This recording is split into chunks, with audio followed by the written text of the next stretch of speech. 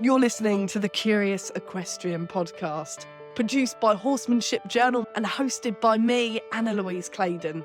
Through this podcast, we delve into the enigmatic world of horses, bringing together trainers, behaviourists, and horse owners, each sharing personal stories that deepen our connection with these majestic animals. We unfold diverse stories of horses and their people, stories that inspire, that challenge and transform us. So join as we traverse the depths of equine behaviour and psychology, where curiosity leads the way and every horse has a tale to tell, enriched by a variety of human experiences and insights.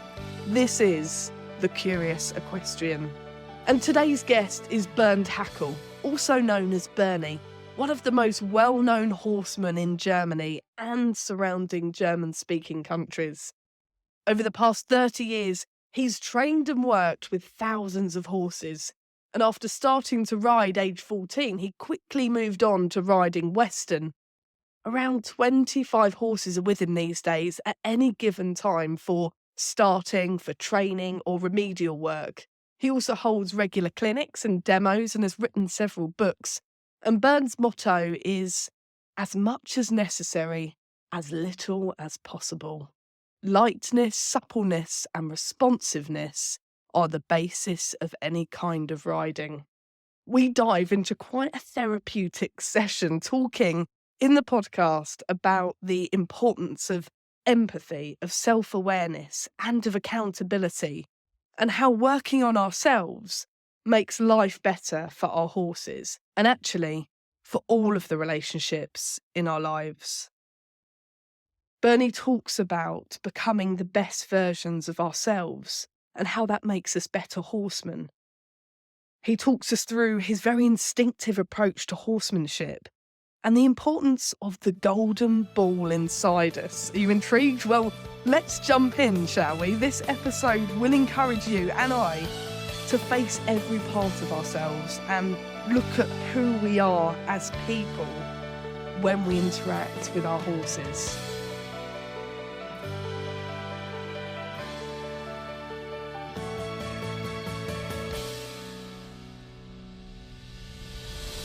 Bernie, welcome to the podcast. Hey, thank you for having me. Oh, you're so welcome. Take us back to the moment that horses first touched your life and that moment you knew that you wanted to dedicate your life to horse training. Well, actually, it happened on the way because my father was a big horse lover and he took me to yards, and when we have been to holidays or something, there have always been horses around. And when I was 14 years old, I got my own little pony. And I started riding, and I think it was when I was 16, something like that, when I started to notice that I call it a good hand with horses, because other people gave me their horses to ride them. So they would like to ride my little pony, and I ride theirs because they knew with my horse there is no problem at all, and I can fix the problems of their horses. So it was actually the beginning of my horse training way, let's call it way. And it developed over the years, and horses took over, I'd say. How do you define that good hand with horses, Bernie? What do you think it takes to have that natural skill and talent? I think my biggest goal in the horse world is that I can imagine, or that I try to imagine, what a horse thinks. This is not always the right way to do it because horses don't think like we humans do. But if I translate what I see in the horse to my language and tell people, let's imagine he thinks this or this or this. It is very simple to people to follow my way with horses along, because I actually translate what the horse and I are doing in a language that everybody can understand. So I think this is one of the biggest goals I have in the horse world, that almost everybody can understand what I do. And I can explain everything. There is nothing where I would say, well, we always did it that way. Let's just don't ask why, just do it. I can explain every single move I do around horses, to people and to horses.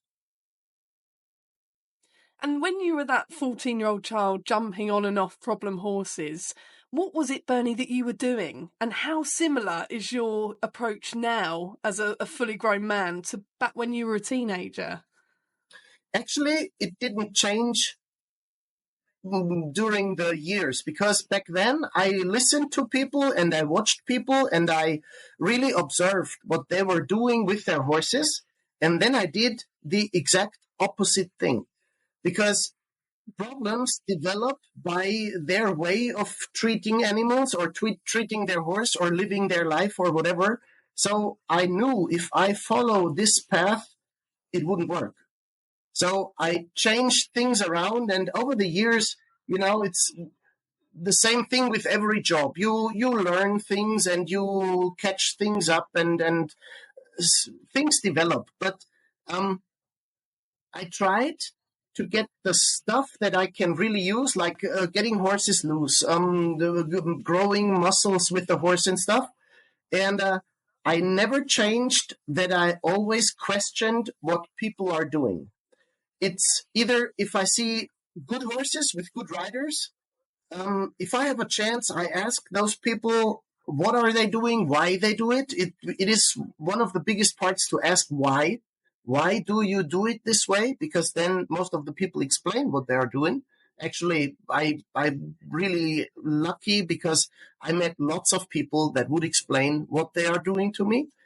And also the other way around, if you see people doing things wrong, I ask too, why are you doing this? Because when they explain their way of thinking, see, I do this because I think this and this and this will happen, or I feel this and this and this is coming, so I just react and do this and this, then I have a chance to say, well, let's just try a different way.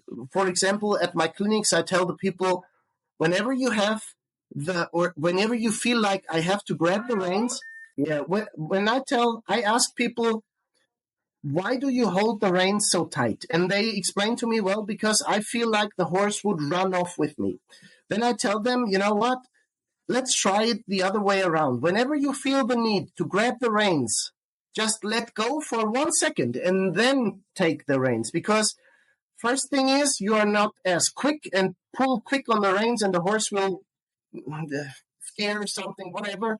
And the other thing is, most people notice that they don't even have to hold the reins tighter, because as soon as you let go, the horse kind of relaxes and we have a way into the horse. You know what I'm saying? It's like trying to slow things down so people don't react scared and scare the horses with their reaction. What are some of your biggest challenges, Bernie, would you say, with the horses that you've trained over the years, but also the owners that come along with them as part of that package? Yeah, the biggest challenge for me, and I do this job now over 30 years, but it is still a big challenge, and I'm still very nervous because it is a challenge for me to get the point where I know the owners really understand what I'm doing. I give you an example. We have rules in the barn.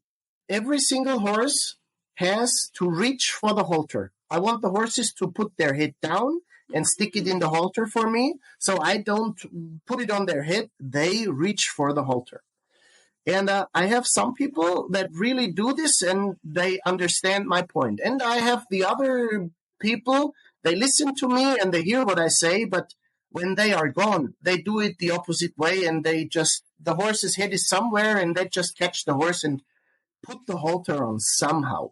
And this is one of my biggest points, because if somebody really understands why I do very little things, then he probably understands why my horses behave the way my horses behave, It is a reason for that, why my horses do what I tell them. And it starts with very little things.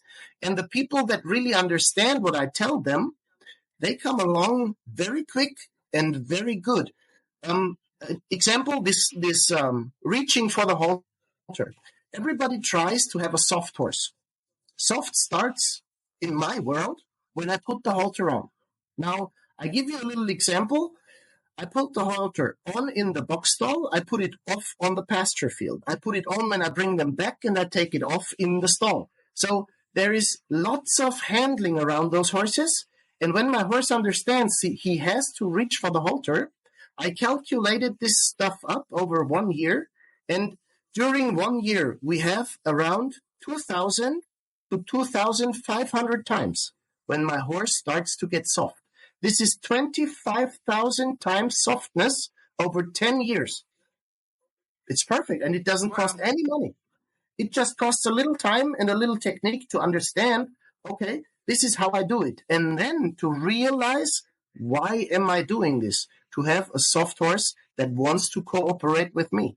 So, and this is a big challenge, to tell those people, don't feed horses out of your hands, for example, or let them reach for the halter. It's really little things that is the basic of our horsemanship. And a friend of mine, Buck Brenneman, once said, and I think this is a very good thing to think about. He said, if you want to end up with a horse like I have, just do exactly what I do with my horse. Don't do anything less and don't do anything more. Just do what I do. That's it. And you will end up with a horse like mine. And people need to understand that we have to follow a certain path so it gets normal for the horses to behave in our way around us, Do you think people often underestimate horses as well? Because we need to give them that chance to be able to learn things like reaching for head collar, whereas most people think, it's easier just to grab them and to put the head collar on. Well, I don't know if they underestimate it. I think they just, most of the people don't have the time to look at things, I'm very busy all day long to just observe things, look at some things, and try to work it through in my head. So I take a lot of time to think. I have to work for sure. I have to do a lot of stuff at home. We have a big ranch, and there is lots of stuff to do. But while I'm doing things, I always think about stuff I have seen, like two horses communicate with each other. I always ask, why did they do this or why did they do that? And I think it over and over and over. And people take not enough time to think what they're doing with the horses and think over the horse's behavior. They take things for normal and well, he is that way and he does it, I don't care. Well, as soon as you say, well, I don't care, I just want to ride him, that's it. It's the killer for the horsemanship way when you accept things how they are, when you don't try to change anything to the better, Mm-hmm. And one of your sayings, your motto, is as much as necessary, as little as possible. How can we all put that into action in our own riding and groundwork sessions, do you think? Well, actually, everybody does this when they are working or when they are in their free time, when they're at home. Nobody is doing things that they wouldn't need, I wouldn't get up from the couch and just run up and down the stairs because I want to run up and down the stairs. Nobody would do that. But around horses, it seems normal. People do strange things and work a way around something. I don't understand how we ended up in this situation that we work so much for something that would need just a little time, waiting and giving the horse the chance to understand what we are asking for. Another example, I like examples. You probably already noticed that. We love examples, Bernie. We love them. If I communicate with, let's say, Chinese guy, I am German, he is Chinese. Or sometimes when I I give clinics in Scotland, and sometimes I run into, let's call it, old-fashioned Scottish people. They are talking English, and I hear what they say, but I need time to think about what did he say, because they talk so fast and in a certain way. You know, Scottish people. I think I don't have to explain this point. So I need like 5 seconds to think about what did this man tell me. If I don't get the time and he keeps on Yes. talking, I just lose track and I can't follow the conversation. But most of the time, people look at my face and they understand, oh, okay, first point, I have to talk slower. This man is stupid. Second point is, I probably have to talk in a better way because he can't really follow me. And then two things come along. They are watching me. I give them with my expression a little bit of help that I need help, and we get along really good. And all of a sudden, I understand what they tell me. Like the first year in Scotland was really hard to follow along, let's say it this way, because I heard some words I have never heard before. But the second year, it was much simpler. Why? Not because my English my English got better, but the people that already knew me knew and noticed, oh, okay, if I go to my language, he has no chance to follow me. So we just worked together. And it's exactly the same with the horses. I just have to give the horses time to understand or to work through the way in their brain to understand what I'm telling them. And I have to observe my horse. Does he look confused or does he look confident? And he's coming along and he's catching my words and he's catching my way of thinking. So actually, it is. I'm missing a word. For me, there is no difference if I communicate with people or if I communicate with horses, especially when I'm in a foreign country. That's so interesting, isn't it? I've never thought of it in that respect. Because when we do go to foreign countries and we can't speak the language, we do focus in on body language, on posture and energy, Yeah, don't we? And the tone in which people are speaking. And if you're yeah. going into the field, often you're not thinking about how you're holding yourself or the tone of voice you're using. How much of it is about the way that we present ourselves in terms of communicating with our horses? Well, I would say it is like 80%. I'm not talking about my Mm. body language, only my body language. I'm talking about the expression of my inner self. You know, you understand what I'm saying with my inner self? I can't really Yeah. explain it. Everybody, Mm. in my world, everybody has like a little golden ball inside their self.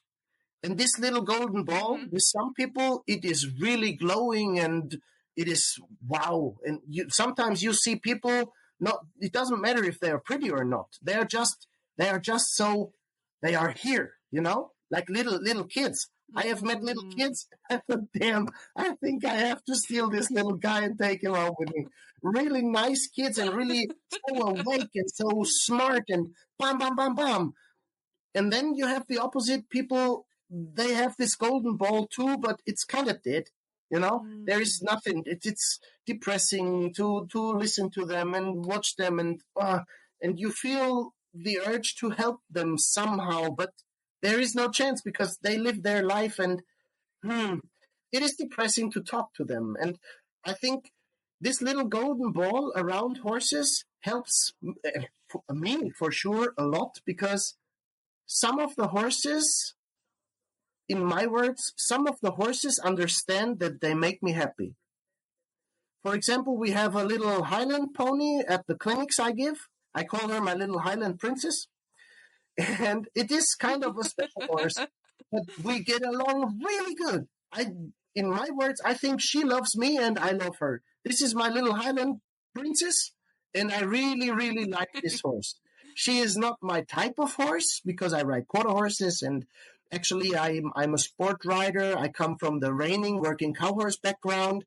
Um, but this horse has something special. And I'm 100% sure if I look at her, she knows that she makes me happy because that's the way she treats me. I can't explain it in a better Mm. way. This little golden That's ball so inside of us interesting. should start to grow. and should start to glow for everybody. It's really interesting because what you call the golden ball, I think we could all call different names, couldn't we? So the soul or the spirit or our sort of aura. I once, I've got a great friend who's a horse trainer, and she says that with every person and horses, she sees a coloured outline around them, and she can sort of gauge what sort of person they are via the colour that she sees. It's a certain skill or talent or gift that she was born with, and she says she can kind of gauge. And it's that sort of energy, isn't it, that a person or a horse brings. Talking about horses and their people, and some people, as you say, are, you know, sort of downbeat energies and are difficult to work with. Some people are golden and you know you're going to get on with them. With horses, have you ever had a really difficult personality where you thought, actually, you're just not a very nice horse? Or is it always the training and the human that is the problem? No, in my world, it is not always the human. I know it is a phrase that we read a lot, and it's always the human's fault, and la la la la la. Well, I don't know if I can say it this way in your podcast, but you know, there are a certain amount of assholes around us, people-wise. Why shouldn't it be the same way with horses? You know? I own a little mare. I raised her myself, and I own her mother, so she is kind of my product. And when she was 30 minutes old, 30 minutes as a foal, she came out of her mother, and after 30 minutes, she noticed, damn, I'm alive. Oh, I hate this life. And she started to attack us. She could hardly stand. She was kicking us, attacking us, rearing up, jumping on us, biting us without teeth in her mouth. She behaved so bad. She was just born a little asshole, you know. And she had to learn that people are not a thing to push around and biting it and being kicked and stuff. So she had to learn it. And I see at that point, the people's fault is it when horses have bad manners? Because some horses, I have to treat a little bit different than others, which means a horse like this mare, she is 30 minutes old, starting to attack us. After like 3 days, I told her, listen, little thing, you can't do it this way. We will not stick up with this shit. Because when she's 3 years old, it gets dangerous. So I have to explain her how she has to behave around me and my world, you know? And other horses are really, really nice and very unsecured. Those other horses I have to treat different. I can't tell them, no, you don't have to do that, or no, I don't want that. I tell them, oh, come on, little guy. Let's just take my hand and I show you around. Everything's fine. Nothing bad happens. It's kind of like with kids, you know? And I think what lots of people underestimate is the breeding of horses. Because if it would be the way they tell us, that it is always the human's fault and the horse would never do anything bad and la la la la la, that would make breeding horses and genetic totally unnecessary. But if we break it down to the main point, a bad mother and a bad father probably end up with a bad kid, you know? And then education comes along, and then, well, either it comes out a good person because he had good education, or he stays with mom and dad and he ends up as a criminal or whatever.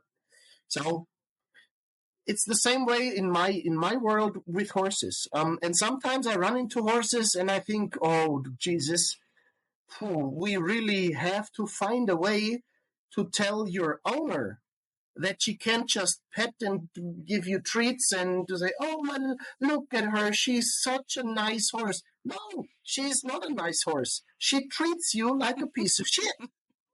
Why do you call her a nice horse? If people would do this with you, you would be horrified. You would never stick up with this. But the fact that she is a horse and the fact that she has long mane and she looks good, that's enough, and people are happy. And I think we have to change our way of thinking. we have to look at the horses and look at the horses' life and how they treat each other in a herd.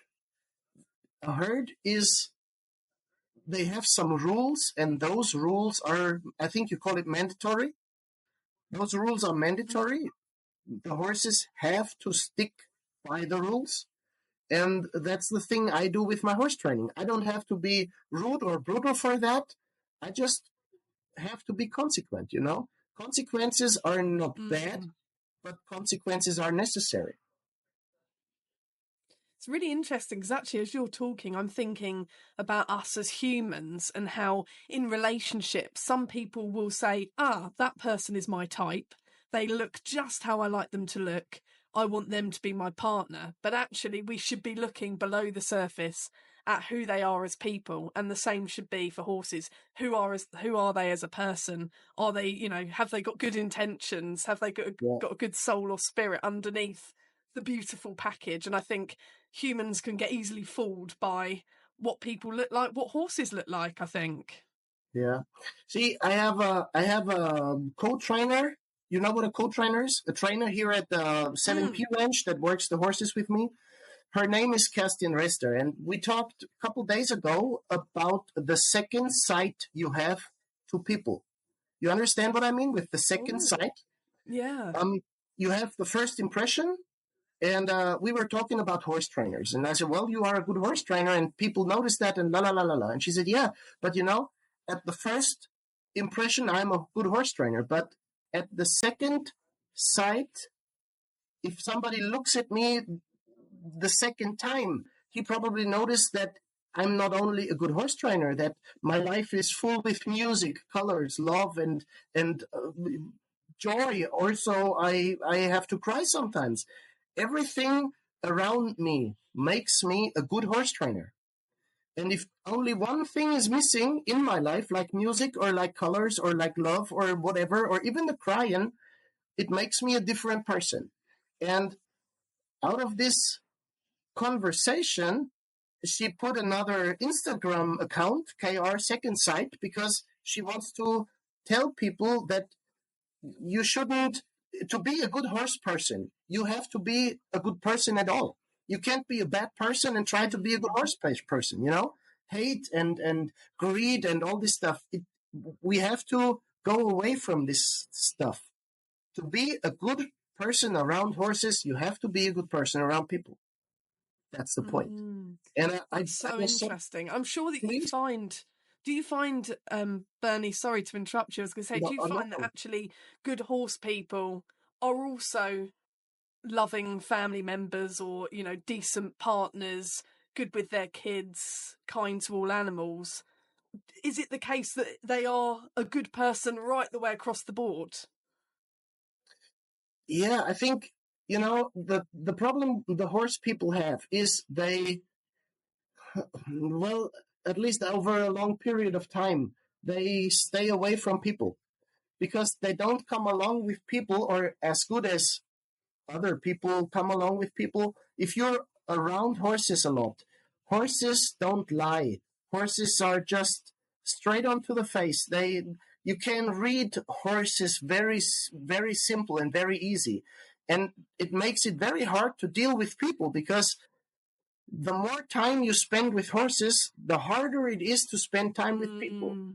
And I think this is the problem of horse persons, at least horse persons I know of, that they really make bad experiences because they treat horses like they treat people, and they treat people like they treat horses. But they forget that people probably lie to you and mistreat you, And that's a big problem sometimes. And I know lots of horse persons that stay away from people because they don't get along anymore.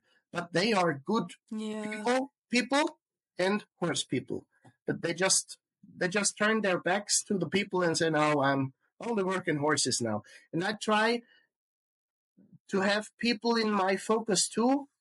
To tell the truth, for me, it is also not always easy to really love people, because sometimes you look at them and you think, damn, I told you like 10 times, why don't you listen to me? But it's like with a horse, you explain it again and again and again, and sometimes people are not smart enough to really get it at the first place. Horses are, but people need time, and you have to spend this time with people and try to make it quality time. And I spent lots of time around cowboys, real cowboys, outside in the pasture fields, castrating bulls, having brand marks and stuff on the cows. And those people are very, very quiet, and some of them are very strange. But if you spend time with them, you notice that they are strangers. But if you have trouble, they would risk their life that you don't get hurt. And this is something I was really amazed, because around cows and around horses and outside and sleeping outside and having wolves around and stuff, there are certain points where it gets dangerous, and none of them would just leave you alone and say, well, everybody's fighting for himself, buddy. They are there. Even if they don't really know you, they risk their life or healthiness. I think you call it healthiness. They risk their life for a stranger. Yeah, health, yeah. You know? Yeah. And that's the thing that you've got spot on, that horses don't lie. They can be aggressive. They can show us sides of themselves that we might find difficult or challenging, but they're not lying. They're always being authentic. Whereas humans, obviously, we're dealing with unknowns sometimes, aren't we, when we meet people, and even when we know people, we don't necessarily know what's hiding underneath. But Bernie, talk us through when someone brings a problem horse to you. You mentioned you've always had this natural instinct, these good hands since you were a teenager, but talk us through your approach. What is the first thing you do, and how do you tackle the issues? Most of the time, the first thing is to get those horses, I call it halter broke, which means they need to be, I don't want them to drag them around on the halter or be dragged around by the horses. I don't want to pull on the horses, and I don't want horses to pull on me. You understand what I'm saying? I want to have horses that are really light and soft in my hands, and they need to know that I don't pull on my equipment, that I arrange their body in a different way. For example, if I look at their hindquarters, I want the hindquarters to move away from me. If I look at their front quarters, I want the front quarters to move away from me. Or if I approach them to come to me, I don't drag them to me. I give them time, and maybe it's like 5 seconds, maybe it's a minute or two, until the horses understand, okay, this guy tries to communicate with me. I think the first really important step with horses is to get conversation going. Because some of the horses go la la la la la, have the fingers in their ears, because they know that people don't communicate. They just pull on us when they want to have something, or they yell at us when they need something, and that's, in my opinion, that's the wrong way. And horse psychology is a big part of what you do. Do you think everyone needs to have a good grasp of horse psychology before they even get started in horse training? No, I don't think they need horse psychology. I think they need, I think you call it common sense. Is this the right expression? Common sense? Yes, yeah.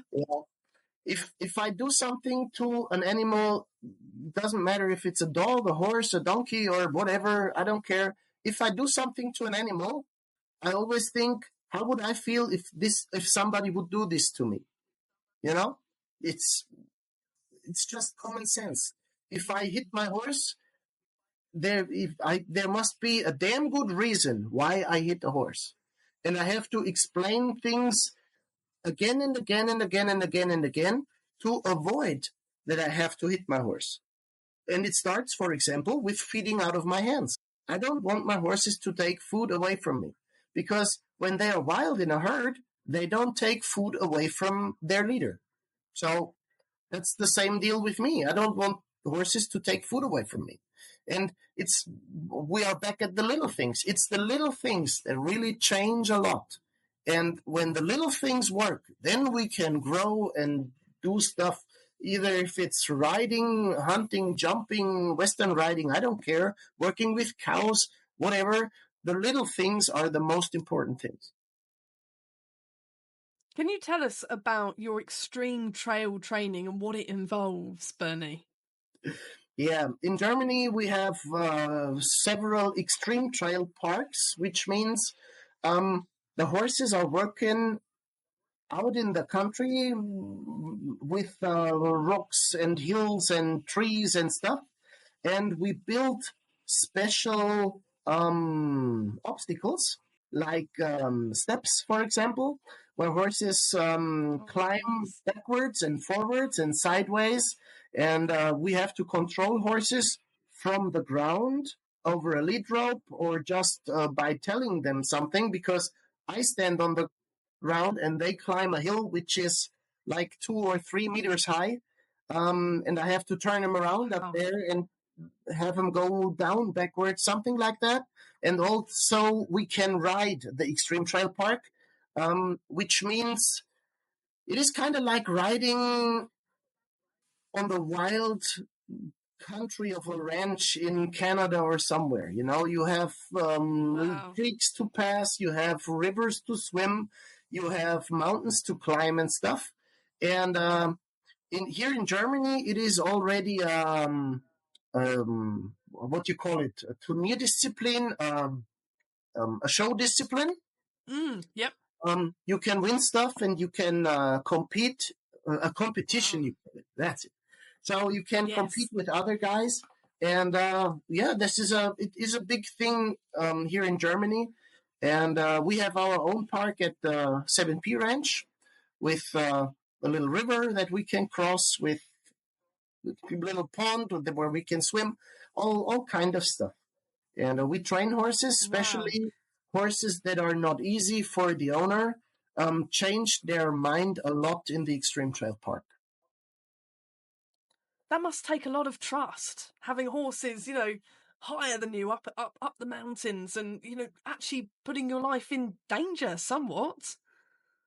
Yeah, it is. Well, actually, it's not putting your life in danger, because you learn as you grow.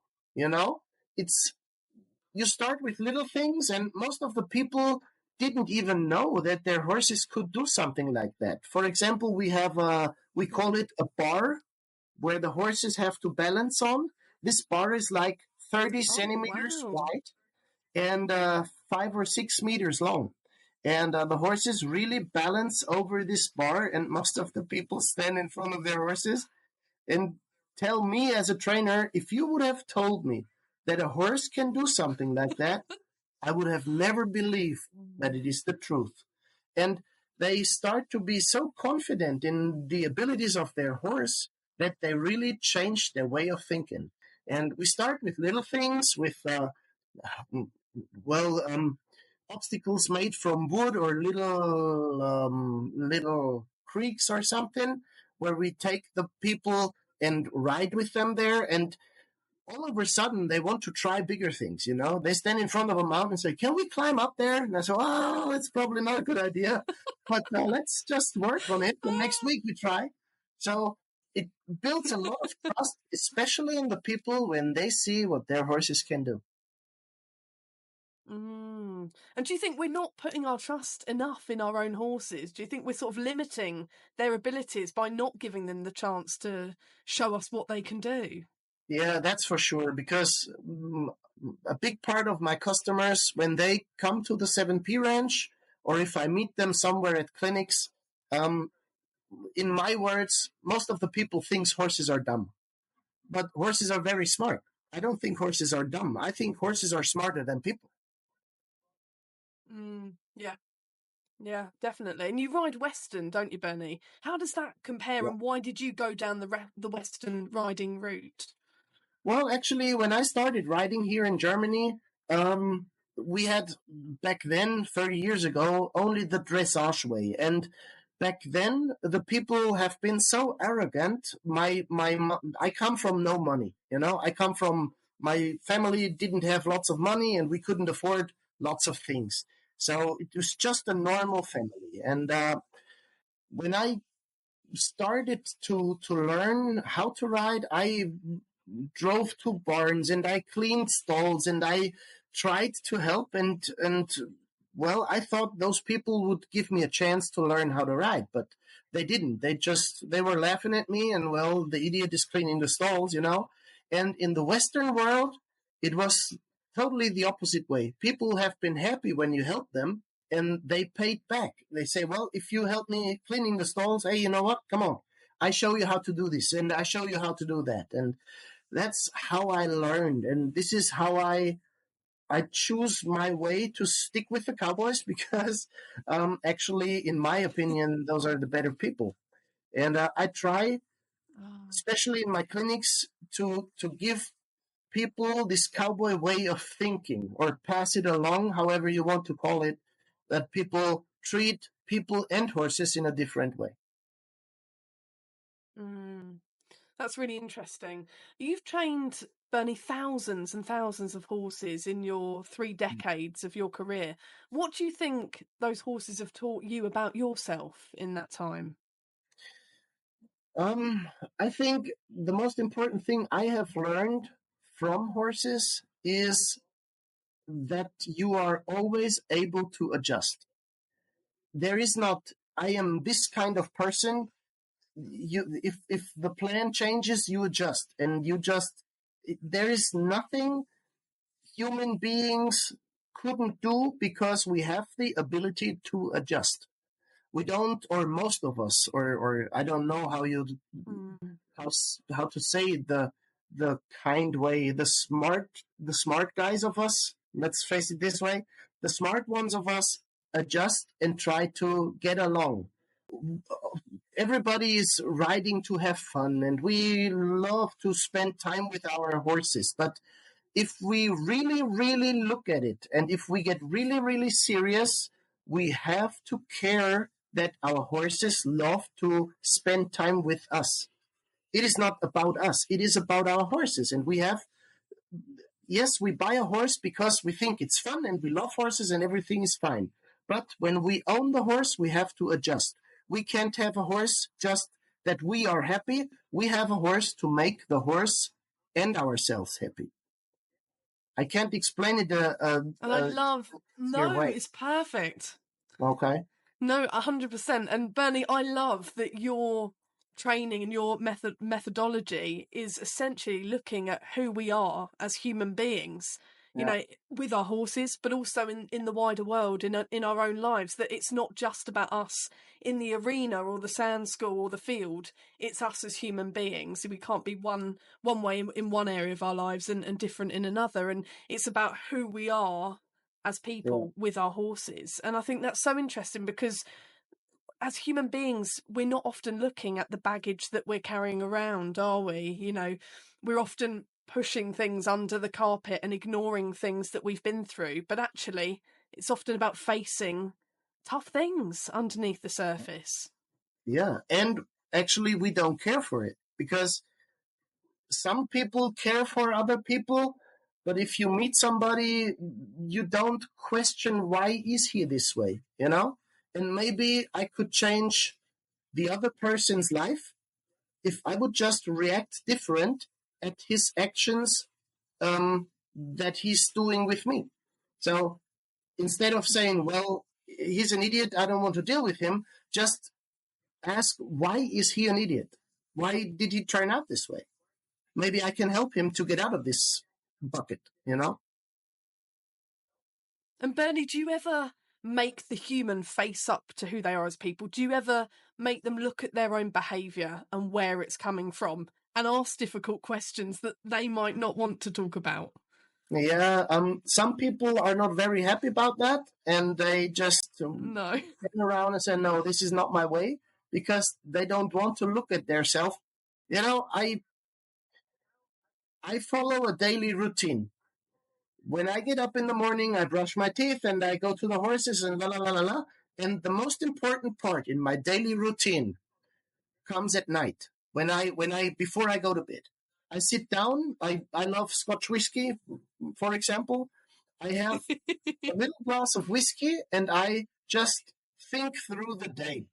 What did happen today? What could I have changed today? What could I have done better? Where was I very smart? Where have I been not that smart? What could I change tomorrow? And I do this every day before I go to bed. It doesn't have to be Scotch whiskey. It could be a glass of wine or a glass of water or banana milk. I don't care. Something just to sit down and really be aware of yourself. And before I go to bed, I look in the mirror, straight into my eyes, and inside I ask myself, was this day okay? And it starts in a second. It doesn't take a long time. I just look at me and say, well, okay, let's go to bed, buddy. Because if I am my buddy, when I go to bed, everything's fine. But if I look in the mirror and I can't look into my eyes because something went wrong, well, probably I really have to adjust tomorrow so this doesn't happen anymore. Okay? There is a really nice poem. It's called The Man in the Glass. And Ray Hunt told me this years and years ago. It is a really nice poem about that you have to be your own friend. You may fool the whole world. And as a matter of fact, you're in deep trouble when you are not your own friend. I love it because it's all of your work is based on self-awareness, and actually a lot of people get that kind of analysis of who they are and reflecting on what they've done through counselling and therapy sessions. But it sounds like actually you're encouraging and almost forcing people to face things about themselves in your training sessions, because actually who are they? And you're making people accountable for their actions. But most importantly, you're also doing this with yourself. You're not hypocritical. This is a daily practice, and actually one that's very inspiring. I think I try to be very self-aware, but actually it's not something that I sit down at the end of a day and think, oh, how did I behave in that moment? How did I speak to myself, when I was angry at myself for not doing something right, or I was frustrated in that moment? How did I deal with that? And that's really inspiring, actually. It's something we can all take on board in our personal lives when we're not at the barn with our horses. Exactly, yeah. I agree totally. We have to question ourselves, everybody, and for me, there is no teacher that shouldn't question himself, Nobody is always right and nobody is always wrong. We, like I said before, we have to adjust all life through and, react to different situations. Bernie, what are your thoughts on the future of horse training as we look ahead? What are your hopes for new methods, new technologies? Where do you hope we'll be in decades to come? Well, actually, I hope we go back to the old stuff because a cowboy friend told me, we study all day long and we have professors around and stuff to find things out about horses, write them down and learn them. And as a matter of fact, when we sit on the horse, we start to notice that we know shit about horses. And he's really right. We need to ride horses to find stuff out. And every day I'm missing a word. Wait a second, I get it. Confronted. Every day I be confronted with new things that science noticed, and horses do this and this, and we have been wrong there and there. I don't know. My horses have never changed since 30 years. I ride the same horses. And doesn't matter if it's young horses or old horses, they are always the same horses. And I do the same stuff I did 30 years ago, and it works very good for the horses, for people, and for me. So all this science stuff, I wouldn't say everything is wrong what they say, but as a matter of fact, it doesn't help us if we don't start to ride and just be on the horse and be with the horse and start to read horses and live with them. You can't study without living with horses, And that's one of the points. I hope future will bring us back to the point where we spend more time around horses and not as much time on the computer to find stuff out about horses. So the actions, I think, should be more than we have right now, because I find lots of people writing things at Facebook and at Instagram, and they are in Google 4, 5, 6 hours. Why don't they just spend time with their horses? 4 or 5 hours in the barn. Hey, perfect. It's a win-win situation for the person and the horse. But they have to be in front of the computer to find everything out about horses. You know, it's that's the bad part. Those people that are there with their books and on the internet and Googling things and on YouTube, just get out in the field with your horse, put the book down and see it for yourself. Bernie, we love that. Before you go, we know that you love doing talks and workshops and demos with audiences. And how do you see your role really within the equestrian community over the last 3 decades? What do you think your purpose is, Bernie? Well, I try to change the horse world for the horses. And for example, if I see in the German market, 30 years ago, I was one of the first guys that tried to change ways. And now 30 years later, we have lots of people around the world that really do more horsemanship and changed the way of thinking.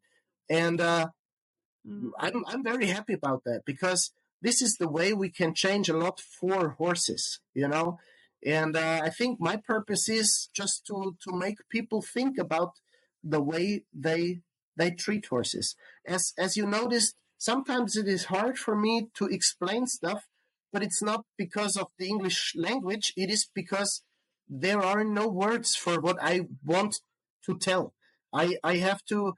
It has a lot to do with feeling, with, like my co-trainer says, with music, with colors, with love, with everything. And as a matter of fact, I would like to introduce you at one of the clinics at Blackford Glen. I want to invite you if you want to come. I'm not sure when I'm there. That's very exciting. This would be very nice. We could really talk, and I could show you some stuff with horses, how I do my work. I think I can explain it better when a horse is around. So you are invited. Very exciting. Yes. Yes, we would absolutely love to do an in-person session. That would be fantastic. We could do this, but surrounded by horses. So that sounds like a win-win to me. Bernie, thank you so much. Yes, let's arrange that in the diary. For those who are listening, Bernie, how can they see you in person? How can they get a hold of you? I am in Scotland at Blackford Glen. If somebody wants to contact us, it is Facebook or Instagram, Blackford Glen Western Riders. Also, you can get in touch with Rahel von Tobel. She is organizing all this. Email would be ra6@lycos.com. So I'm just in Scotland for clinics, but I will be all over England. If somebody's interested, just get in touch, and we organize something. And we can put all the links in the description as well, and in the show notes. But for those who didn't manage to catch the website.